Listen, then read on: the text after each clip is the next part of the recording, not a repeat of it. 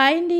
Title చూస్తేనే అర్థమైంది కదా! పోస్ట్ పార్టమ్ తర్వాత నేను తీసుకున్న జాగ్రత్తలండి. అంటే ఆఫ్టర్ డెలివరీ అయిన తర్వాత వెంటనే నేనైతే హాస్పిటల్ కూడా ఈ కాటన్ అయితే తీసుకొని వెళ్ళానండి. డెలివరీ అయిన వెంటనే చెవిలో అయితే ఈ కాటన్ పెట్టుకున్నాను. హాస్పిటల్ నుంచి వచ్చేటప్పుడు కూడా నేను హాస్పిటల్‌లో డెలివరీ అయిన వీడియో పెట్టాను. అందులో చూస్తే గనుక నా చెవిలో కాటన్ ఉంటుంది. అండ్ నేనైతే డెలివరీ అయిన తర్వాత 1 వీక్‌లోనే ఈ బెల్ట్ అనేది పెట్టుకున్నానండి. ఎందుకంటే నాది నార్మల్ డెలివరీ అనమాట. సో, నార్మల్ డెలివరీకి ఒక 3, 4 డేస్ తర్వాత బెల్ట్ వేసుకోవచ్చు అన్నారు. సో, సి సెక్షన్ వాళ్ళైతే కొంచెం టైం తీసుకోవాలండి. నేను నార్మల్ డెలివరీ కాబట్టి వెంటనే వేసుకున్నాను. ఈ బెల్ట్ కూడా నేను మా బాబు అప్పుడు కొనుక్కున్నానండి. యూజువల్లీ పాతకాలంలో నడికట్టు అనేది కట్టు వేసుకునేవారు. ఇప్పుడు ఏంటంటే ఇలా బెల్ట్స్ వచ్చాయి. ఈ బెల్ట్స్ వల్ల బ్యాక్ సపోర్ట్ చాలా ఉంటుందండి. బ్యాక్ పెయిన్ చాలా వస్తది. సో, ఈ బెల్ట్ వేసుకోవడం వల్ల బ్యాక్ పెయిన్ అనేది కొంచెం మనకి తగ్గుతుంది.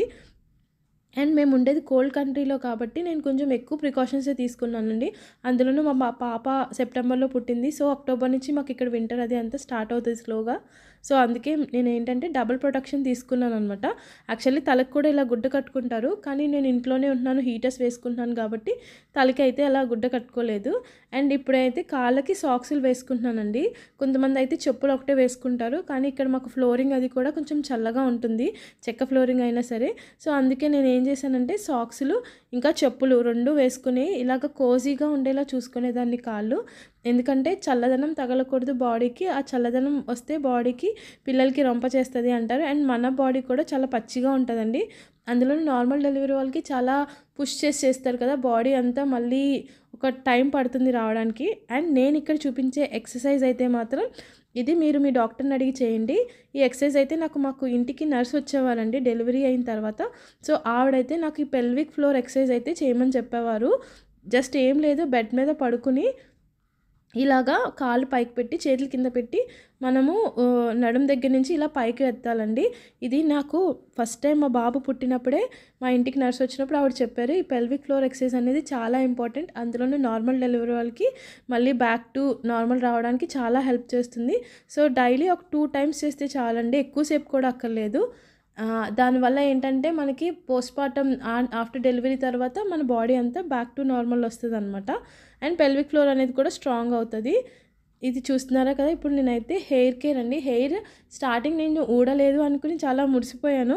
అండ్ తర్వాత చాలా ఊడిందండి. ఈ వీడియో అయితే నేను ఫస్ట్ మంత్ లోపలే తీశాను. మా పాప పుట్టిన ఫస్ట్ మంత్ లోపు. అందుకే నాకు హెయిర్ అనేది అంత లూజ్ అవ్వలేదు. అండ్ మీరు డెలివరీ అయిన తర్వాత జుట్టు కూడా ఇంత టైట్‌గా లాగి రబ్బర్ బ్యాండ్స్ వేసి గట్టిగా కట్టకూడదండి. అలా కడితే మొత్తం ఊడిపోతుంది. యూజువల్లీ మామూలుగానే ఊడుతుంది అంత టైట్‌గా వేస్తే. కానీ ఇలాగా మనం లూజ్‌గా జడలాగా వేసుకొని అల్లుకోవాలనమాట. ఇంకొకటి నేను తీసుకున్న టిప్ ఏంటంటే అరికాళ్ళలో సాంబ్రాణి పొగ వేస్తారు కదండీ పిల్లలకి. మా పాప తలస్నానం చేయించిన తర్వాత ఇలా బొగ్గుల మీద సాంబ్రాణి వేసేవారు మా మమ్మీ. సో, ఏంటంటే అది తీసుకుని నేను కాళ్ళకి వేడి కాచుకునేదాన్నండి.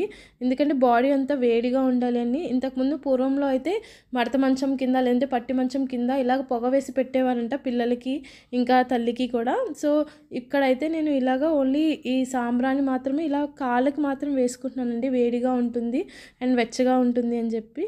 అండ్ నేను తర్వాత తీసుకున్న జాగ్రత్తలు ఏంటంటే హాట్ వాటర్ అండి. మనకి ఇప్పుడు అందరికీ ఇంట్లలో కెటిల్స్ అనేవి వచ్చేస్తున్నాయి ఈజీగా. సో, కాచి చల్లార్చిన నీళ్ళు తాగమంటారు కదా! చల్ల వాటర్ తాగకూడదు కోల్డ్ వస్తుంది అని. అండ్ అందుకే నేనైతే నీళ్ళు కెటిల్‌లో పెట్టుకొని కాచి చల్లారిన తర్వాత ఇలా బాటిల్‌లో వేసుకున్నానండి. ఇది కూడా థర్మల్ ఫ్లాస్క్ అనమాట. కొంచెం వేడిగా కొంచెం గోరువెచ్చగా ఉంచుకునేదాన్ని నేను వాటరు. ఎందుకంటే బయట చల్లగా ఉంటుంది కదా అని చెప్పి. సో, ఆ వాటర్‌తోనే నేను ఎక్కువ వాటర్ తీసుకునేదాన్ని. కనీసం రోజుకి 2 లీటర్స్ అన్నా తీసుకునేదాన్ని. మల్టీవిటమిన్స్ అయితే రోజు వేసుకునేదానండి. అందులో కాల్షియం, ఐరన్ అన్నీ ఉంటాయి. మనం ఫస్ట్ ఆఫ్ ఆల్ బేబీని బాగా చూసుకోవాలంటే మనకు ఓపిక ఉండాలి కదా! సో, అయితే అవైతే తప్పకుండా వేసుకునేదాన్ని. అండ్ ఇంకొకటి ఏంటంటే నీళ్ళండి. నీళ్ళు కూడా చల్ల నీళ్ళతో కడుక్కోవడం కానీ, చల్ల నీళ్ళతో స్నానం చేయడం కానీ అస్సలు చేయకూడదు. వేడి నీళ్ళు లేదంటే గోరువెచ్చని నీళ్ళతో చేయాలి. మేము ఉండేది కోల్డ్ కంట్రీ అని చెప్పాను కదండీ! సో, డైరెక్ట్‌గా ట్యాప్ వాటర్‌కే హాట్, కోల్డ్ అని 2 వచ్చేస్తాయి. సో, దాంట్లోనే నేనేంటంటే రోజు బ్రష్ చేసుకున్నా, ఫేస్ వాష్ చేసుకున్నా, ఏం చేసుకున్నా సరే హాట్ వాటర్‌తోనే కడుక్కునేవాడిని. ఇంతకుముందు కూడా పాతకాలంలోనే అలాగే కాచి నీళ్ళు చేసుకునేవారంటండి. డెలివరీ అయిన తర్వాత మనకి ఫస్ట్ ఆఫ్ ఆల్ మన పొట్ట ష్రింక్ అవుతది. ఆ ష్రింక్ అయినప్పుడు పొట్ట మీద మచ్చలైతే వస్తాయి కదండీ! ఆ మచ్చలు పోవడానికి స్ట్రెచ్ మార్క్స్ అంటారు కదా! ఆ స్ట్రెచ్ మార్క్స్ పోవడానికి నేనైతే ఇలాగా బాడీ షాప్ వాళ్ళది షియా బటర్ యూజ్ చేశాను. మీరు ఇదే యూస్ చేయాలని లేదు. ఆల్రెడీ చూసారు కదా సగం అయిపోయింది. నేనైతే ఇది యూస్ చేస్తున్నాను. ఏదో ఒక మాయిశ్చరైజర్ అండి, ఏదైనా యూస్ చేయొచ్చు. కేవలం ఇది యూస్ చేస్తేనే స్ట్రెచ్ మార్క్ తగ్గుతాయి అనట్లేదు, కానీ కొంచెం మాయిశ్చరైజర్ కింద ఉపయోగపడుతుంది. అండ్ మనకి డెలివరీ అయిన తర్వాత పొట్ట అనేది కొంతమందికి సి సెక్షన్ అవుతుంది కదండి. ఆ సి సెక్షన్ అయిన వాళ్ళకి ఇలాగా అండర్వేర్స్ అనేది కూడా కొంచెం టైట్గా వేసుకోకుండా కుట్లు ఉంటాయి కదండి. ఇలాగ నేనైతే స్ట్రెచబుల్వి తీసుకున్నాను. సి సెక్షన్ అయినా నార్మల్ అయినా ఎవరికైనా సరే ఆ టైంలో పొట్ట అనేది కొంచెం మనకి నొప్పిగా ఒకలాగా ఉంటుంది. సో దానికోసం అనేది నేనైతే ఇలాగా మెటర్నిటీ ప్యాంటీస్ అనేవి తీసుకున్నానండి. ఇవైతే నాకు చాలా కంఫర్టబుల్గా ఉన్నాయి అండ్ చాలా లైట్గా ఉన్నాయి, సాఫ్ట్గా ఉన్నాయి. అసలు వేసుకున్నట్టు కూడా అనిపించలేదు.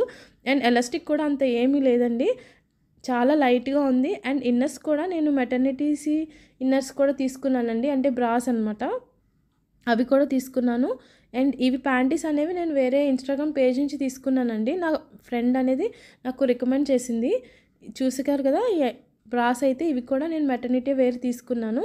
ఇదైతే చాలా బాగుందండి. క్లాత్ అనేది ఎంత సాఫ్ట్గా ఉందంటే చాలా సాఫ్ట్గా ఉంది. మెయిన్ మనకి డెలివరీ అయిన తర్వాత ఇవే ఉపయోగపడతాయండి ఎక్కువ. మనం మన బాడీని ఎంత టేక్ కేర్ చేసుకుంటామో అవి కూడా చూసుకోవాలి అండ్ బేబీని కూడా బాగా చూసుకోవాలి కదా.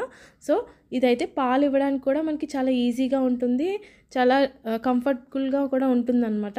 అండ్ నేను ఆల్రెడీ పోస్ట్ పార్టమ్కి తర్వాత తీసుకున్న డ్రెస్సెస్ అన్నీ కూడా నేను ఒక వీడియో చూశాను, అవన్నీ కూడా పెడతాను చూడండి.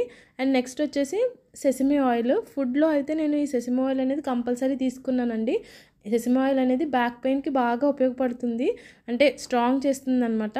మా అమ్మగారు వచ్చి నాకు ఇక్కడ చేశారు. నేను ఆ వీడియోస్ అన్నీ పోస్ట్ చేస్తాను, నా ఫుడ్ రెసిపీస్ అండ్ నేను వెయిట్ లాస్ ఎలా అయ్యాను, ఏం డైట్ తీసుకున్నాను బ్రెస్ట్ ఫీడింగ్కి, అన్నీ కమింగ్ వీడియోస్లో వస్తాయి. మీరైతే నాకు సపోర్ట్ చేస్తారని అనుకుంటున్నాను.